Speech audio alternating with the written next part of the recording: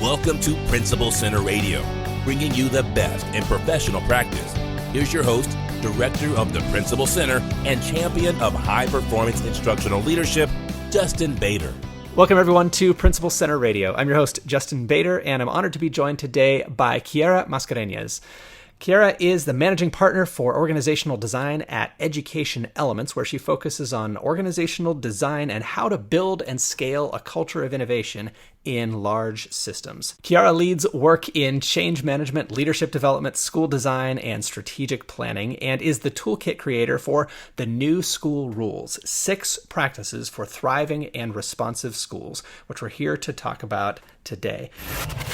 And now, our feature presentation. So, Keara, welcome to Principal Center Radio. Thanks so much, Justin. Really excited to be on with you this morning. Well, I'm excited to get into talking about your book, The New Team Habits, because I think teamwork is one of those things that in every school, we see it as necessary, we see it as helpful, but often we don't treat teamwork as something that we actually need to learn how to do, right? We just kind of take it for granted that if we put people together and give them work to do, then they will figure it out. But you actually have a lot of experience in building capacity in this area. And I wonder if we could start by just talking about that work that you've been doing over the past few years with schools. Yeah, absolutely. So I've been really lucky as a partner at Education Elements over the last 7 years to work with close to 1,000 schools and districts around the United States.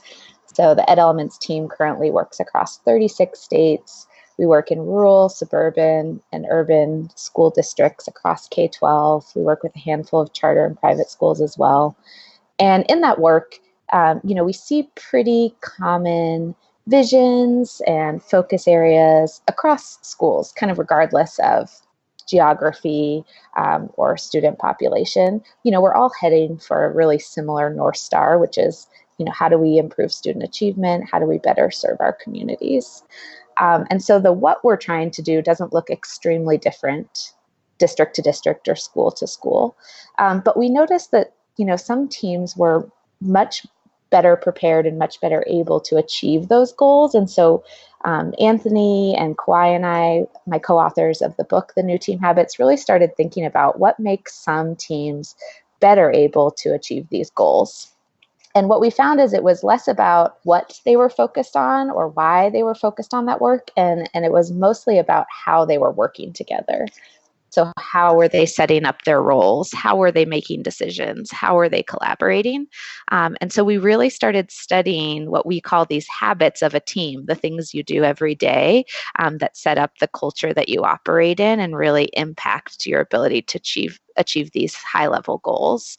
And what we found was that some teams were simply better at articulating and following these systems for work. So the way that they develop and support learning on the team, the way they run their meetings, the way they lead their projects. And so this book is really meant to help other teams that might not have these habits in place or need to deepen them to create these stronger habits for teams and ultimately build better teams that can achieve the goals that they're hoping to move toward. Well, I love that approach to thinking about the habits that teams need, because we're not talking necessarily here about protocols. Like often a meeting will have a protocol or a purpose or an agenda, but you're talking about habits that can kind of run as the operating system in any team, regardless of what specifically that team is working on. Absolutely. So I started my career in education as a teacher, and we worked with a ton of consultants in the district I was in. It was one of the lowest performing districts in the state of New Mexico, and we got protocols up the wazoo. And I think protocols are helpful. We use a lot of protocols in our works with districts, but ultimately the protocol wouldn't change, right, the way that we interacted outside of that single meeting. And so when we think about a habit, we really think about it like a pebble. And that pebble is meant to be really small. So in like your personal life, a habit might be brushing your teeth, right? Something very easy that many of us do without even thinking about it at this point, a couple of times a day. But that pebble, that habit has a pretty big ripple effect in terms of your mouth health and your overall physical health. And ultimately, it might impact your lifespan or your ability to eat or laugh or engage with other people. And so when we were thinking about the habits for work, we wanted to similarly think about what's a really small pebble, a really small habit that we could help build that would be a part of a team's working life every single day. So one habit from the book we think about is we talk about mistakes.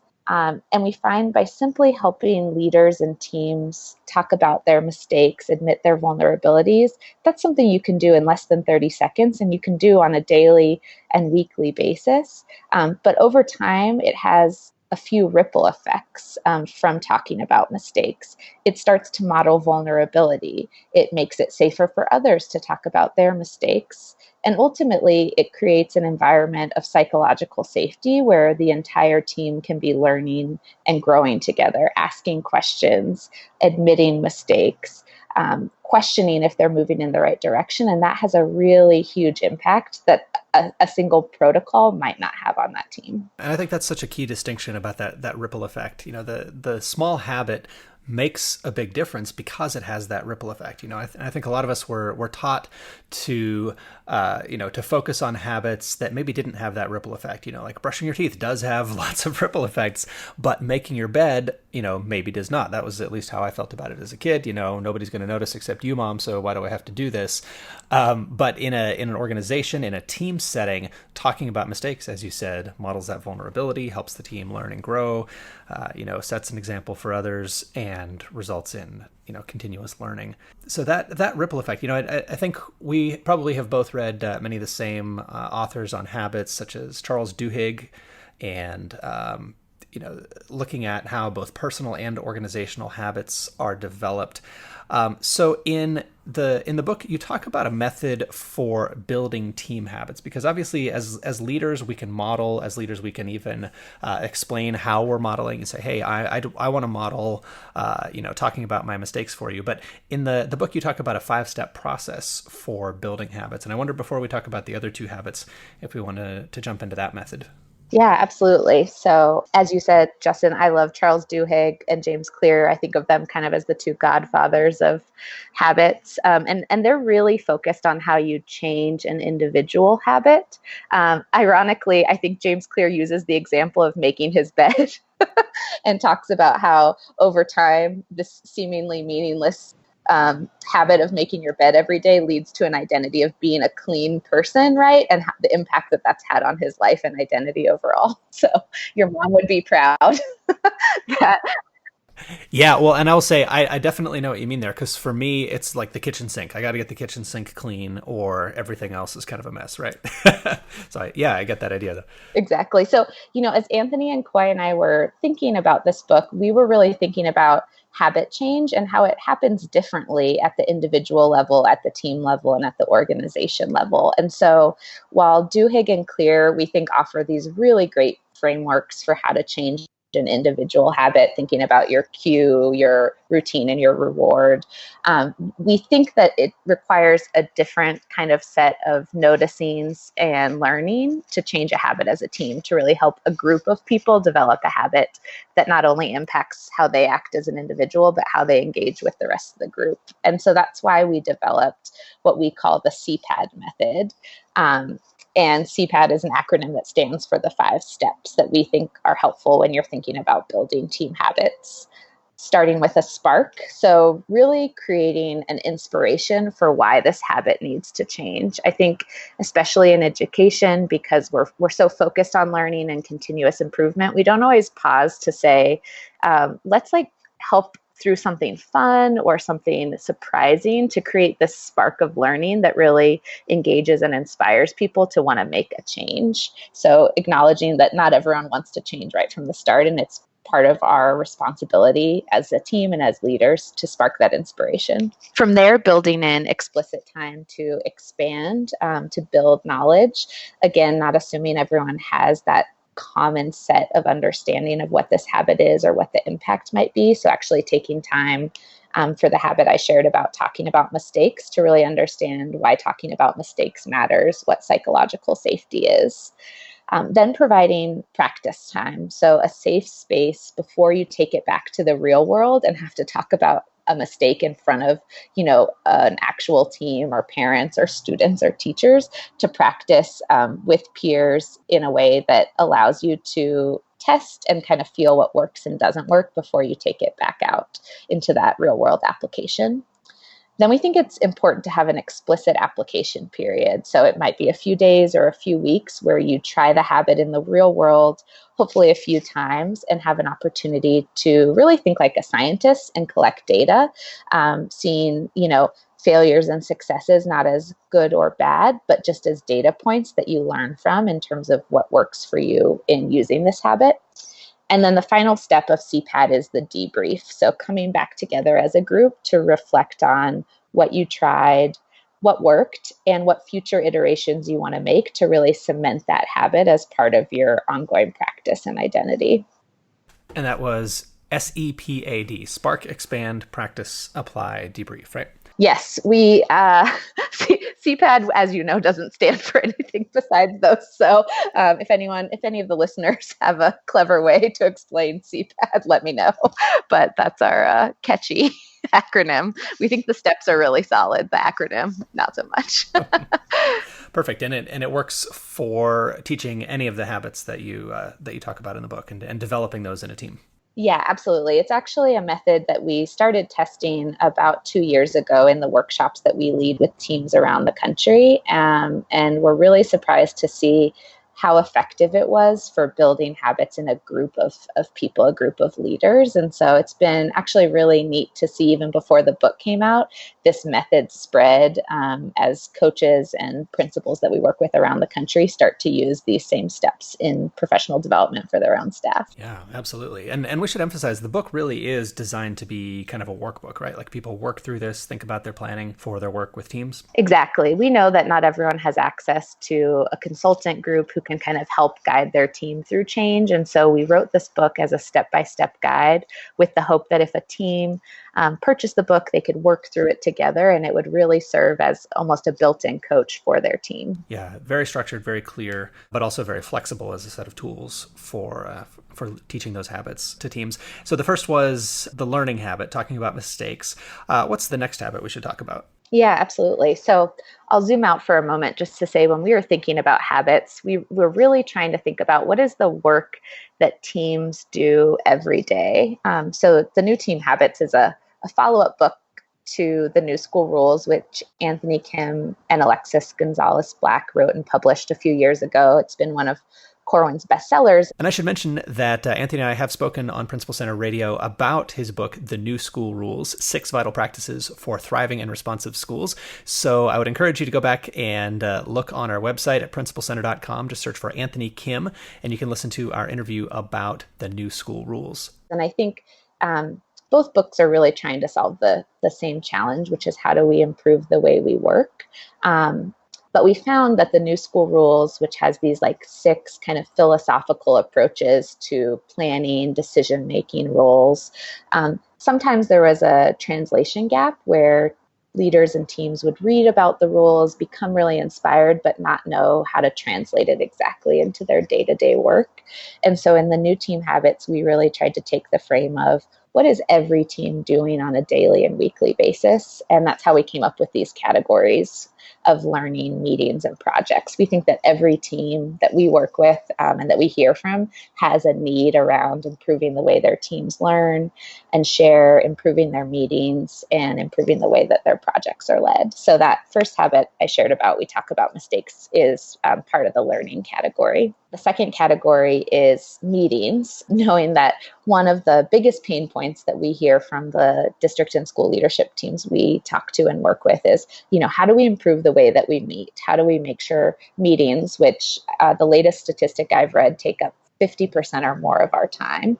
And for some district leaders, I've heard up to 80 or 90% of superintendents' time is spent in meetings. How do we make sure those are actually moments of engagement and inspiration and help drive work forward opposed to, moments that we dread or feel like they're a distraction from the work? And so one of the habits we've seen be most impactful in changing the way that meetings can actually serve and support your vision and goals is starting with check-ins. So the small habit of We Lead check-ins, which, is a simple round based on a single question. It might be a fun question, like what's your favorite childhood snack? It might be a serious question, which is what was your low point for the week, or what's occupying your mind as we start this meeting? It provides that first ripple of increasing presence in the meeting. So giving everyone a voice, regardless of their positional authority in that meeting, and giving everyone an opportunity to connect as humans first before moving on to the work at hand. And the bigger ripple effect of doing these check-ins, which at Ed Elements, we lead a check-in for every single meeting we do every day, and we lead it with every district we partner with, is that we start to see not only more presence in the meeting, but we start to see more engagement for the entirety of the meeting, not just during the check-in at the start. And it starts to create more equal talk time, which in Charles Duhigg's research about what Google found to make great teams, equal talk time and ostentatious listening were the two key pillars that determined if a team, right, had psychological safety. So are people having a pretty equal amount of talking and listening? And then am I engaged when you're talking, right, in my listening and response to you? And so that very small habit, which I think sometimes people think, how can doing a 3-minute check-in or a 5-minute check-in have such a big impact? We've really seen have those ripples in terms of increasing presence and starting to distribute power and talk time in the meetings. I think that's so important because there is the potential for that talk time to be distributed in ways that are just not helpful, either based on personality or how people are feeling that day or status. And that's not necessarily relevant at all to who needs to be talking in that meeting. Absolutely. Yeah. One of the things I'll often do for new teams that we're working with is what I call a meeting audit. So I'll just sit in as a fly on the wall and kind of observe the minutes that folks are talking. And exactly as you said, Justin, you would be surprised. The majority of meetings usually have 1 or 2 voices. And there are many meetings I have attended where a number of people will have 0 voice in the entire hour, 2-hour, 3-hour meeting. And you really think about the impact that has on culture, right? And the ability for that team to collaborate over time if some voices are privileged while others are silenced. Well, and that gives me a little bit of a segue into the CIA challenge. I think that was kind of a fun little activity that's in there to really get us thinking about, like what would we want to avoid or what would we wish upon our worst enemies? Tell us about the CIA challenge. Yeah, absolutely. This was inspired by a good friend and colleague, Mike Arouse, who leads August Public, which is a consulting group that works mostly with Fortune 500 companies to try to improve the way that their teams work together. And one of the things we did for this book is really try to learn from other sectors outside of education and bring the best of the best back into schools and districts. So in the challenge, which I think we've led now close to 200 times, we asked the group to come up with the 10 ways they could sabotage an organization from the inside out. This was actually a real mission from the CIA in the 1930s that they gave to their agents. And so it's, amazing what people come up with very quickly in terms of the strategies to destroy an enemy organization. The only rules are that you can't use violence and you can't get fired, right? So if you want to maintain your status in the organization, what could you do? And people, come up with create silos, give one person lots of power, constantly refer things to committees. And so as they create this list of 10 and we share out, then we always ask, how many of you have experienced one or more of these in your own organizations? And every hand inevitably raises. And so I think, what we know is that we are often sabotaging ourselves and our work and our very important goals that we have for schools and districts by the way that we're working together.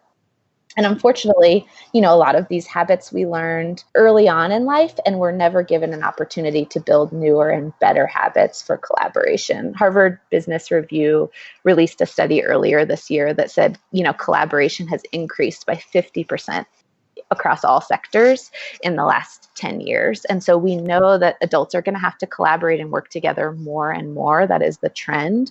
And yet we're not taking time to build these better habits. And so what happens is the sabotage that we see through the CIA challenge. All it takes is a little bit of intentionality and thinking to really, get outside of and avoid the pitfalls of that kind of unintentional sabotage. So. Absolutely. And that's the goal for the book is how do we take something that is very small and relatively easy to learn? So we suggest the time frame for each of these habits is a 90-minute session an opportunity to apply and 30 minutes to come back. So we're talking about a few hours to make a change that we think can be pretty impactful and lasting. So let's talk about the third habit, a project habit. What is that? Yeah, so the third habit is really focused on how we begin projects. So I'm sure many of your listeners, and I'm sure you, Justin, and I know certainly I have experienced joining a project where you might step into a meeting and feel like you missed something, right? So the project's already launched and there's some expectation that you're supposed to do something. Or in the worst case, you never even gathered, but you receive an email at some point letting you know that you're part of a team working on something. And so we think one of the most important habits, and I think this one may seem the most simple, is that we kick off work. So putting, and I think you said it well before, intentionality into the way that we start new work. And, a project can be as small as let's plan our next parent-teacher conference night, or as big as let's design our next strategic plan.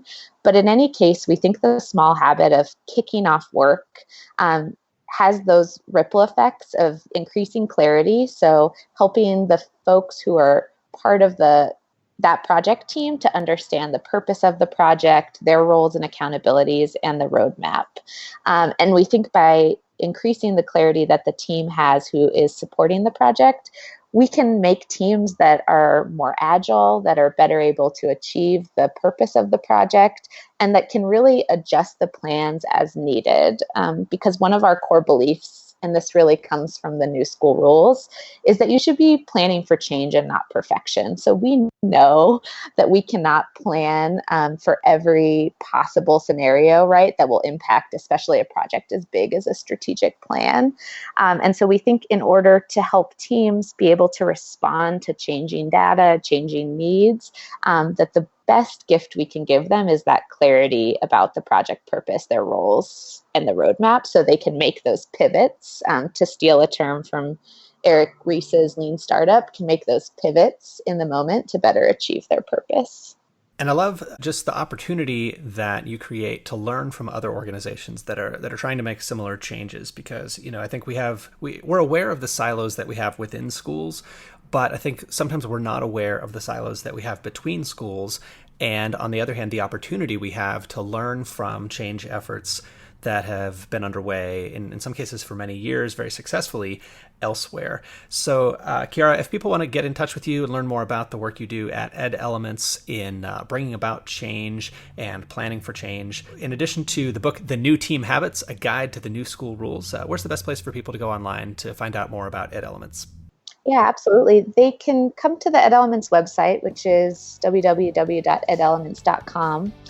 The book will publish this November. It's available for pre-order now on Amazon, and we will be launching the New Team Habits website, which will be full of free resources, videos, and additional content later this fall, and that will be at www.newteamhabits.com. In the meantime, Anthony, Kawhi, and I are all active on Twitter with the hashtag Team Habits, and at Keara Mascareñaz, my first and last name. So again, the book is The New Team Habits, A Guide to the New School Rules. Keara, thanks so much for joining me on Principal Center Radio. Thanks so much, Justin. Thanks for listening to Principal Center Radio. For more great episodes, subscribe on our website at principalcenter.com/radio.